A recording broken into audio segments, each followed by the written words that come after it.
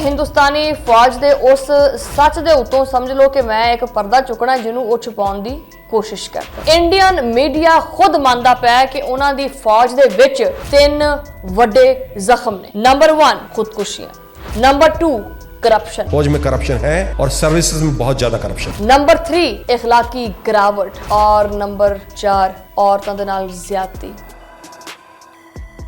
Indian army की एक report कहती है कि हर साल 100 दे विचों 120 फौजी और ऑफिसर खुदकुशी कर लेंदे हैं। और तो सुन ते सुहागा ये वेखो कि भी करप्शन वो भी फौज दे विच हुंदी पई। राशन का जिहड़ा थैला है ना और असलहे की जिहड़ी खरीदारी है ओहदे विच भी इंडियन फौज करप्शन करती है, कमीशन लेंदी है। कुछ महीने पहले एक फौजी ने वीडियो बना के ते आख्या कि जी सानू खाने दे विच खराब रोटी मिलती है और उस फौजी नू नौकरी चों कढ दिता। इंडियन फौज दे विच खवातीन ऑफिसर्स ने खुद शिकायत कीतियां ने कि उन्हां दे नाल जिहड़े वड्डे अफसर ने वो बदसलूकी करदे ने, वो गंदी नजर रखदे ने। तुसीं हुण खुद दसो कि जिहड़ी फौज दे अंदर आपदी वर्दी पाउण वाली जिहड़ी पैण हैगी है वो महफूज ना होवे, वो फौज जिहड़ी है वो बार्डर दे उत्ते किदां दुश्मन दा मुकाबला कर सकदी है, वो फौज जिहड़ी वो पाकिस्तान दे नाल किदां मुकाबला कर सकदी है। बिस्मिल्लाहिर्रहमानिर्रहीम, अस्सलाम वालेकुम। तुसीं देख रहे हैं 360 डिजिटल पंजाबी और मैं हां तुहाडी मेज़बान शमाइला न्याज़। आज गल करनी है हिंदुस्तानी फौज दी। हिंदुस्तानी फौज दे ओ जिहड़े हकायक ने जिहड़े ओ दुनिया को लुको के रखदा है। ये इंडियन फौज करदी की पई है, इंडियन फौज दे विच की हुंदा पिया, इन्हां नूं सारी खबर हैगी है। इस व्लॉग दे विच सारा जिहड़ा चट्टा खट्टा है ना खोल के रखदे हैं। अज दा व्लॉग शुरू करते हैं। जनाबे वाला, जिस तरह कि मैं कहा है कि हिंदुस्तानी फौज दे उस सच दे उत्तों समझ लो कि मैं एक पर्दा चुकना जिन्हों वो छुपाउण दी कोशिश करता है। और ये गल मैं अपने मुंह नहीं करती पई, इन्हां तरह इल्जाम नहीं लांदी। अज इंडियन मीडिया खुद मानदा पिया कि उन्हां दी फौज दे विच 3 वड्डे जख्म ने। नंबर 1 खुदकुशियां, नंबर 2 करप्शन, फौज में करप्शन है और सर्विसेज में बहुत ज्यादा करप्शन। नंबर 3 इखलाकी गिरावट और नंबर 4 औरतों दे नाल ज्यादती, जूनियर्स दे नाल ज्यादती। इहदे बारे च ही मैं अज दा ये व्लॉग करन लगी हां ताकि इन्हां नूं कोई शीशा विखाईए। सब तो पहले तो आपां गल करदे हां खुदकुशियां दे मामले दे उत्ते। अगर तुसीं अंदाजा लाओ ते आर्मी दी आपदी ही एक रिपोर्ट कहंदी है, इंडियन आर्मी दी एक रिपोर्ट कहंदी है कि हर साल 100 दे विचों 120 फौजी और ऑफिसर खुदकुशी कर लेंदे हैं। तुसीं ये खबरां कई दफा पढ़ियां होणगियां कि इंडियन जिहड़ी है ना फौज ਉਹਦੇ ਵਿੱਚੋਂ एक फौजी ने खुदकुशी कर ली। ये खुदकुशियां क्यों होंदियां पईयां ने? इवन के एक इंडियन जिहड़ी रिपोर्ट है वो क्लेम करदी पई है कि हर 3 दिन तो बाद एक फौजी खुदकुशी करदा पिया। सोचने वाली गल है कि जिहड़ी ये एडी वड्डी फौज है, जिहड़ा ये एडा वड्डा नाम लिहाज जमहूरी मुल्क है, हर 3 दिन तो बाद एक लाश। वजह की है? डिप्रेशन। और डिप्रेशन क्यों है?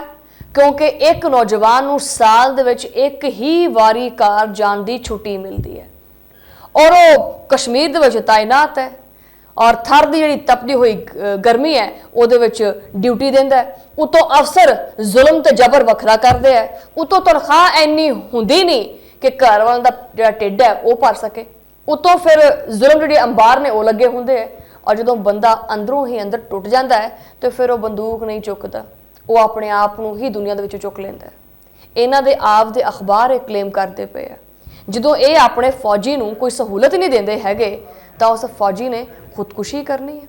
और तो सुण ते सुहागा ये वेखो कि भी करप्शन वो भी फौज दे विच हुंदी पई है। राशन का जिहड़ा थैला है ना और असलहे की जिहड़ी खरीदारी है ਉਹਦੇ विच भी इंडियन फौज करप्शन करती है, कमीशन लेंदी है, ट्रांसफर वास्ते रिश्वत लेंदी है। कुछ महीने पहले एक फौजी ने वीडियो बना के ते आख्या कि जी सानू खाने दे विच खराब रोटी मिलती है और उस फौजी नूं नौकरी चों कढ दिता। यानी चोर नूं ये शाबाश देंदे है और सच बोलण वाले नूं सजा देंदे है। जदों एक फौजी नूं ये डर लग जावे कि ओहदे अफसर ही ओनू चोर कहणगे तां ज़ाहिरी गल है अपनी जान ही देवेगा। और पाकिस्तानी फौज दे विच एक चीज़ बड़ी पक्की है, पाकिस्तानी फौज दे विच बंदा मैरिट ते आंदा है, रिश्वत दा नामो निशान नहीं हैगा। और इंडियन फौज दे विच भर्तियां पैसे नाल हुंदियां ने। हुण सब तो खतरनाक जिहड़ी गल है ना वो पता की है? इखलाकी गिरावट यानी रेप और जिनसी हरासानी दे केसेस। ये गल दुरुस्त है, इंडियन फौज दे विच ये चीज़ बड़ी आम है। ये मैं कोई इल्जाम नहीं लांदी पई, आने वाले दिनों दे विच एक व्लॉग होएगा अपना, मुकम्मल सबूत सामने टेबल ते रख के गल करांगे। फौजियां दे खिलाफ केसेस चलदे पे ने। इंडियन फौज दे विच खवातीन ऑफिसर्स ने खुद शिकायत कीतियां ने कि उन्हां दे नाल जिहड़े वड्डे अफसर ने वो बदसलूकी करदे ने, ਉਹ ਗੰਦੀ ਨਜ਼ਰ ਰੱਖਦੇ ਨੇ। ਜੂਨੀਅਰ ਫੌਜੀਆਂ ਦੇ ਨਾਲ ਵੀ ਜ਼ਿਆਦਤੀ ਦੇ ਵਾਕਿਆਤ ਰਿਪੋਰਟ ਹੋਏ ਨੇ ਔਰ ਜਦੋਂ ਕੋਈ ਬੰਦਾ ਆਵਾਜ਼ ਚੁੱਕਦਾ ਹੈ ਆਖਿਰ ਜੀ ਉਹਦੀ ਫਾਈਲ ਬੰਦ ਤੇ ਉਹਨੂੰ ਫੌਜ ਤੋਂ ਬਾਹਰ ਤੇ ਧਮਕਾਉਣਾ ਸ਼ੁਰੂ। ਜਦੋਂ ਉਹ ਬੋਲਦਾ ਹੈ ਜਾਂ ਤਾਂ ਉਹ ਮਾਰ ਦਿੱਤਾ ਜਾਂਦਾ ਹੈ ਜਾਂ ਫਿਰ ਇਹਨੂੰ ਖੁਦ ਮਾਰ ਦਿੰਦੇ ਨੇ। ਤੁਸੀਂ ਹੁਣ ਖੁਦ ਦੱਸੋ ਕਿ ਜਿਹੜੀ ਫੌਜ ਦੇ ਅੰਦਰ ਆਪਦੀ ਵਰਦੀ ਪਾਉਣ ਵਾਲੀ ਜਿਹੜੀ ਪੈਣ ਹੈਗੀ ਆ ਉਹ ਮਹਿਫੂਜ਼ ਨਾ ਹੋਵੇ, ਜਿਹਦੇ ਵਿੱਚ ਜੂਨੀਅਰ ਜਿਹੜਾ ਹੈਗਾ ਉਹ ਸੀਨੀਅਰ ਅਫਸਰ ਤੋਂ ਡਰੇ, ਉਹ ਫੌਜ ਜਿਹੜੀ ਹੈ ਉਹ ਬਾਰਡਰ ਦੇ ਉੱਤੇ ਕਿੱਦਾਂ ਦੁਸ਼ਮਣ ਦਾ ਮੁਕਾਬਲਾ ਕਰ ਸਕਦੀ ਹੈ ਔਰ ਉਹ ਫੌਜ ਜਿਹੜੀ ਉਹ ਪਾਕਿਸਤਾਨ ਦੇ ਨਾਲ ਕਿੱਦਾਂ ਮੁਕਾਬਲਾ ਕਰ ਸਕਦੀ ਹੈ। ਮਤਲਬ ਹੈਰਤ ਵਾਲੀ ਸਭ ਤੋਂ ਜ਼ਿਆਦਾ ਜਿਹੜੀ ਗੱਲ ਹੈ ਨਾ ਉਹ ਇਹ ਵਾਲੀ ਹੈ ਕਿ ਇੰਡੀਅਨ ਫੌਜ ਦੇ ਵਿੱਚ ਖੁਦਕੁਸ਼ੀਆਂ, ਇੰਡੀਅਨ ਫੌਜ ਦੇ ਵਿੱਚ ਕਰਪਸ਼ਨ ਕਮਿਸ਼ਨ, ਇੰਡੀਅਨ ਫੌਜ ਦੇ ਵਿੱਚ ਜਿਹੜਾ ਨਾ ਉਹ ਜੂਨੀਅਰ ਜਿਹੜੇ ਖਵਾਤੀਨ ਨੇ ਉਹਨਾਂ ਦੇ ਨਾਲ ਜ਼ਿਆਦਤੀ। ਫਿਰ ਕਹਿੰਦੇ ਕਿ ਜੀ ਅਸੀਂ ਬੜਾ ਜਮਹੂਰੀ ਹਾਂ, ਅਸੀਂ ਆਈਟੀ ਦੇ ਵਿੱਚ ਬੜਾ ਕੋਈ ਅੱਗੇ ਨਿਕਲ ਗਏ। ਆਪਣੇ ਗਰੀਬਾਂ 'ਚ ਕਦੀ ਚਾਂਕੇ ਨਹੀਂ ਦੇਖਣਾ ਲੇਕਿਨ ਪਾਕਿਸਤਾਨ ਦੇ ਨਾਲ ਮੁਕਾਬਲਾ ਕਰਨਾ ਹੈ ਔਰ ਪਾਕਿਸਤਾਨ ਦੇ ਵਿੱਚ ਹੋਣ ਵਾਲੇ ਹਰ ਮਸਲੇ ਨੂੰ ਇਹਨਾਂ ਨੇ ਆਪਣੇ ਮੀਡੀਆ ਦੇ ਉੱਤੇ ਡਿਸਕਸ ਕਰਨਾ ਹੈ।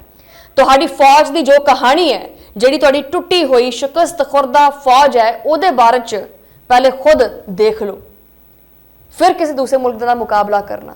ਮੈਂ ਇਸ ਵਲੌਗ ਦੇ ਵਿੱਚ ਆਖਰ ਤੇ ਜ਼ਰੂਰ ਕਵਾਂਗੀ ਮਤਲਬ ਕਿ ਆਪਣੀ ਅਲਹਮਦੁਲਿਲਾ ਪਾਕਿਸਤਾਨ ਦੀ ਜਿਹੜੀ ਫੌਜ ਹੈ, ਸਾਡੀ ਫੌਜ ਦੇ ਉੱਤੇ ਕਿਸੇ ਵੀ ਕਿਸਮ ਦੀ ਕੋਈ ਵੀ ਉਂਗਲ ਨਹੀਂ ਚੱਕ ਸਕਦਾ ਔਰ ਅਸੀਂ ਆਪਣੀ ਫੌਜ ਨੂੰ ਦਿਲੋਂ ਸਲਾਮ ਪੇਸ਼ ਕਰਦੇ ਹਾਂ ਕਿਉਂਕਿ ਸਾਡੀ ਫੌਜ ਜਿਹੜੀ ਹੈ ਉਹ ਇਹਨਾਂ ਸਾਰੀਆਂ ਬੁਰਾਈਆਂ ਤੋਂ ਪਾਕ ਹੈ।